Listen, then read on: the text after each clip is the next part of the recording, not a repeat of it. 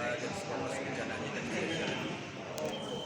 dan juga dia juga punya hak equality before the law, jadi dia juga punya kepentingan yang sama, sehingga kalau proses gugatan itu diajukan dan berarti tidak ini dia tetap intoleran dan akan melakukan upaya hak daripada setiap warga negara, jadi akan melakukan rekomendasi gugatan balik. Soal nanti alasan kenapa dia menggugat nanti akan kita tuangkan dalam jawaban, kita tunggu tanggal mainnya. Saya belum bisa menjelaskan, nanti akan saya kasih setelah tanggapan itu kita sampaikan. Ini tahapannya kan belum sampai ke tahapan jawaban, ini kan masih dalam rangka pemberkasan ya, pemberkasan oleh ketua majelis bisa melengkapi berkas.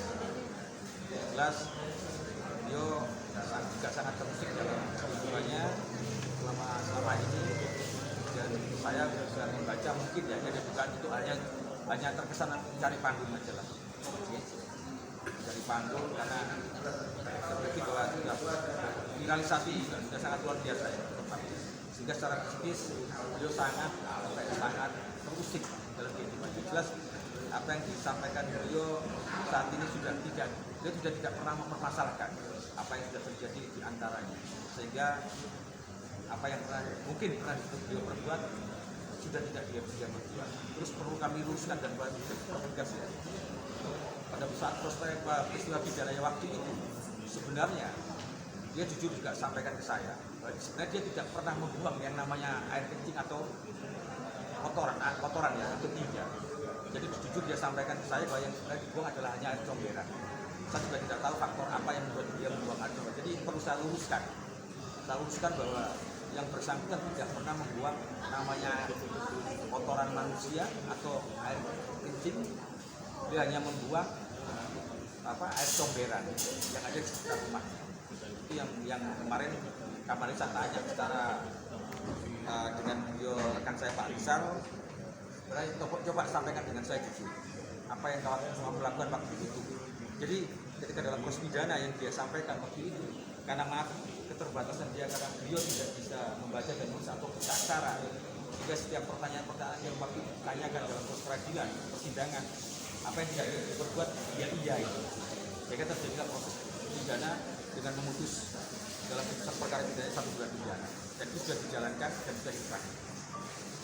Pak tadi dikatakan mediasi berarti menginginkan penyelesaian kekeluargaan. Jadi ini makanya saya luruskan ya. Jadi supaya tidak terjadi multitafsir. Ruang perdamaian itu berlaku terhadap kedua belah pihak, antara penggugat dengan tergugat. Bukan berarti beliau menawarkan, tapi ada ruang perdamaian yang kita sampaikan. Jadi supaya tidak timbul multitafsir. Jadi kalau memang itu bisa dilakukan, kenapa harus berproses secara hukum? Alasannya kenapa? Beliau masih bertetangga dekat dengan tradisi rumah yang mungkin hanya bisa dijangkau ya, dalam hitungan detik ya. Kalau ini terjadi berkelanjutan, saya rasa tidak elok. Tetangga saling bermusuhan dan ini akan menjadi berkepanjangan.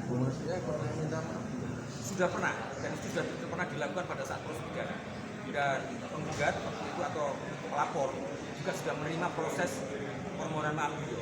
Tapi disampaikan pada saat proses pidana itu juga penggugat atau pelapor minta perkara dilanjutkan, dan ketika waktu itu juga dilanjutkan sehingga beliau menerima hukuman yang setimpal, dan itu sudah dilakukan dalam proses pidana waktu itu dengan putusan 7 bulan penjara, dan putusan itu sekarang sudah dan sudah punya dan jadi sehingga dengan munculnya perbuatan melawan hukum yang sekarang saat ini bergulir, klien kami perwakilan saya Pak Heru sama Pak Rizal ya itu aja proses seperti itu kita ikuti, karena ini adalah negara hukum, kita ikuti proses hukum sesuai dengan peraturan perundang-undangan.